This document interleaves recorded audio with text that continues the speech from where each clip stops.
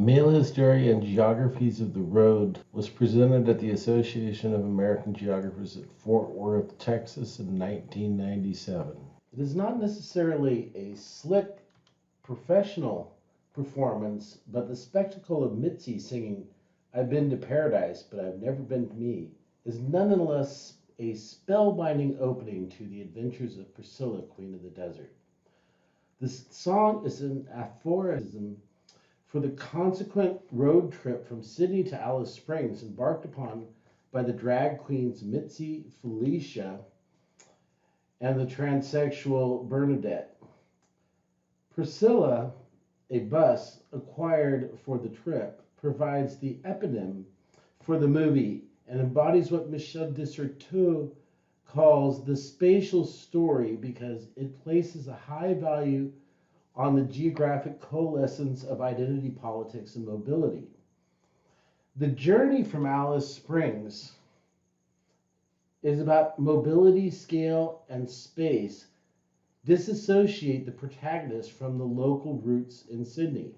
However, it is Priscilla that furnishes a haven from which the three friends can safely face issues of sexual identity, home, family, and community. The bus is replete with drag wardrobes, bar, and vanity dressers, encapsulates a classifying frame within which the protagonist's gay and transsexual identity is reified in contrast to the homophobic environment through which they pass. The vehicle is a safe haven because it extends their bodies and enables them to disrupt the scale of the local. Priscilla contests some of the Western society's dominant narratives about sexuality, family, and home, but ultimately falls short of the liberatory masculinity. Western patriarchal logic requires an unwavering faith in the unity of the family and the adequacy of the male subject who is in place and taking responsibility. By ending with the affirmation of home and family, Priscilla seems to embrace the constraints of the patriarchal logic. We say this not to denigrate the importance of the men taking on child rearing responsibilities, but rather to highlight the fight against sedentarism that characterizes the larger part of the patriarchal male myth. This presentation explores the ways masculinity is liberated through the spaces and scales of the road movie genre. Also, we reflect upon the nature of masculinity and the hysteria brought on by mobility. We consider as the example the hegemonic tensions running through Gus Van Zant's My Own Private Idaho and Wim Wenders' Paris, Texas, and compare them with Priscilla. The point we want to make is that male hysteria is ingrained in many road movies and that this neurosis emasculates all forms of human subjectivity. The apparent naturalness of our everyday geographies until very recently relegated our understanding of space to a mosaic that simply contained human activities. Human subjectivity was derived from activities and interpersonal relations and was determined in part by how we identified with places. Place was a fixed locality and space was an empty Cartesian plane until it became colonized by people, activities, and culture. Space is assumed to be more than a passive stage upon which actors negotiate because space is constituted by power relations. Social relations form and manage space, and in a very real sense, space is more than the end product of those processes. Space is itself a process. It may follow then that the reproduction of space parallels the reproduction of other forms of identity. As a spatially produced set of categories, geographic scale may be viewed as a primary means through which differentiation, including sexual identity, takes place. Scale not only establishes boundaries, but it can engender a metaphorical sense of hierarchy that empowers and disables political contestation. It follows then that the aspirations for authority and territorial control and the establishment of real boundaries can be constituted as a denial of difference. The creation of a space and a justice based upon this kind of and reason hinge upon the understanding of life that is essentialist, exclusive, and controlling. This is also a life that is sedentary and immobile. Our previously clear signs of belonging, of the relation between locality, participation, and identity politics, are collapsing in favor of terra infirma that establishes new geographies based upon the theme of a scaleless mobility and jumping scales. The mobility represented in Road Movie establishes a sense of transcending the boundaries of scale. We argue that with many road movies, this is only a sense, a psychic freedom that offers emancipation, but is actually practices emasculation.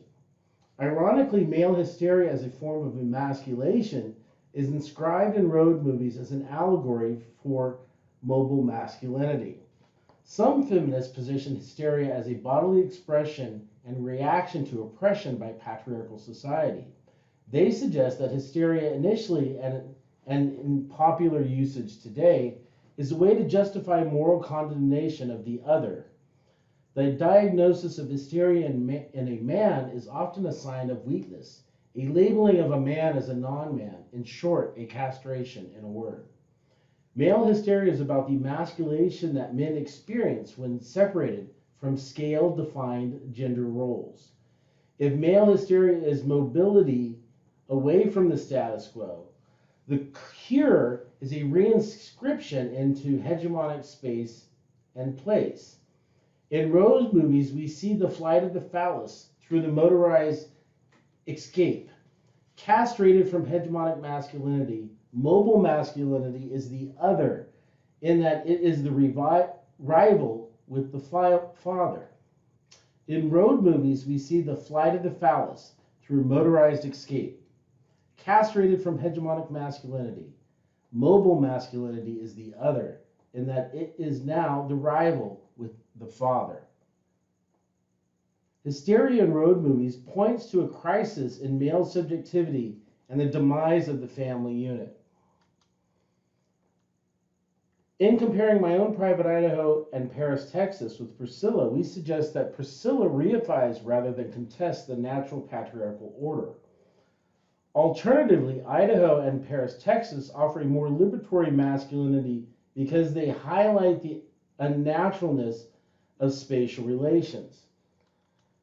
In Priscilla, the bus embodies a mobile panoptic cell from which sexuality and political identity are reified.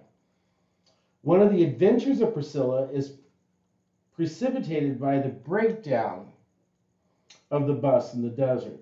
This is the only time in the movie when the three protagonists come close to hysteria. All of them, however, busy themselves with various activities, so they do not think about the open space that threatens to engulf them. To break down, like Priscilla, would be a sign of weakness, a sign of defeat, a sign of hysteria. It is the only time the drag queens come close to losing confidence in themselves.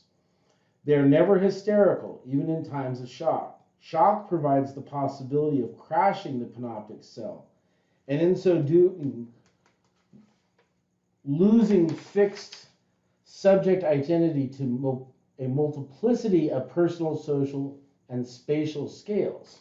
In Priscilla, shock reinforces the scalar fix provided by Sydney and during the journey by the bus itself.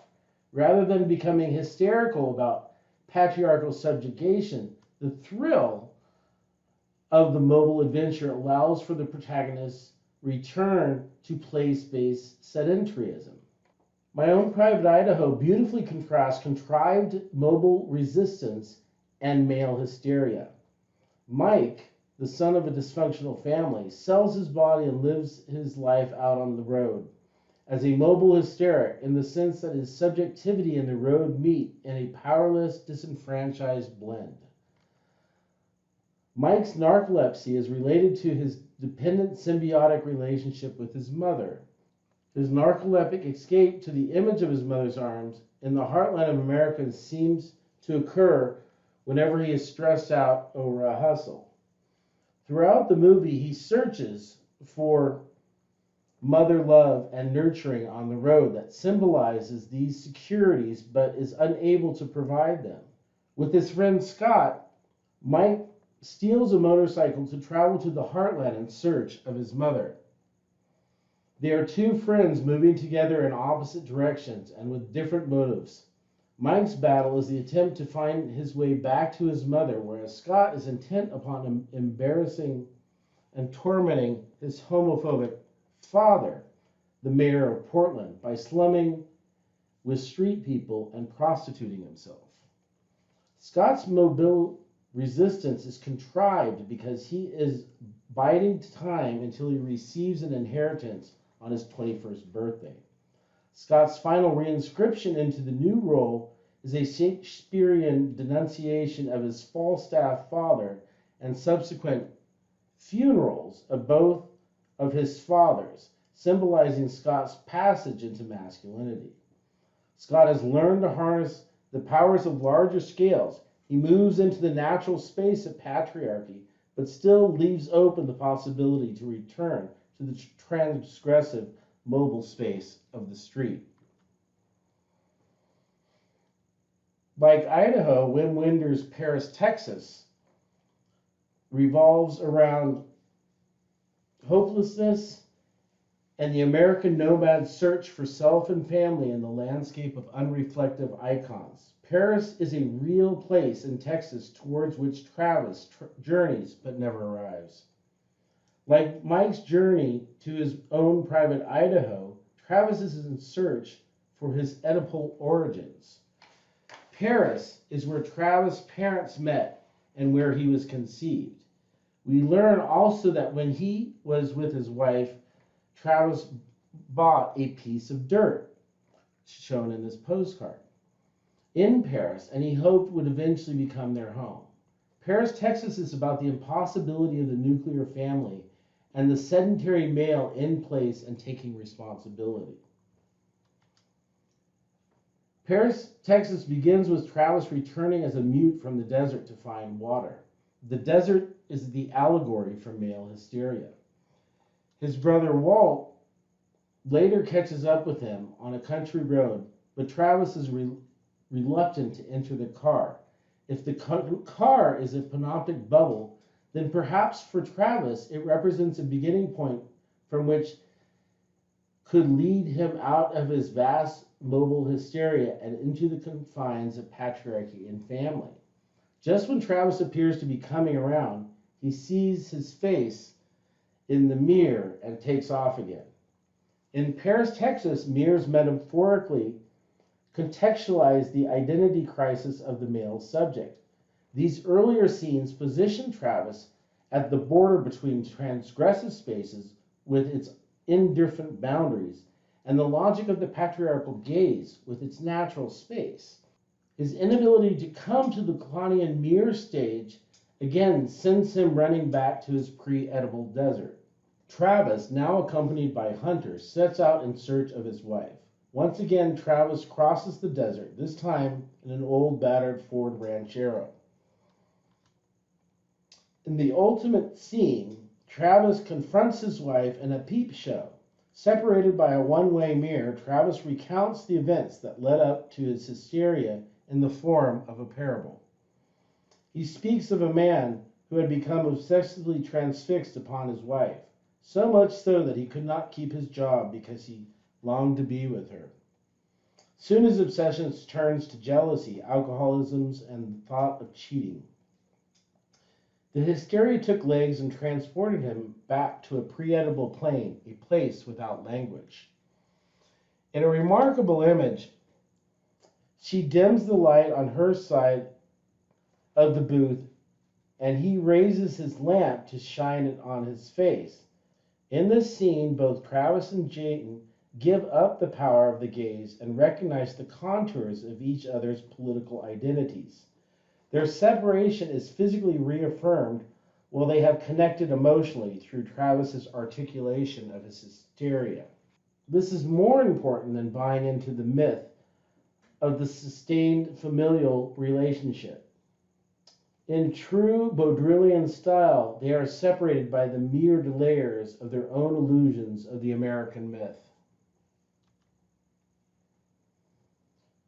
Although the conflicting myths of freedom, mobility, and sexuality in movies such as Priscilla celebrate the potential of a liberatory masculinity, this celebration is moribund because this movie is structured through the gaze that is not only patriarchal, but is also immobile.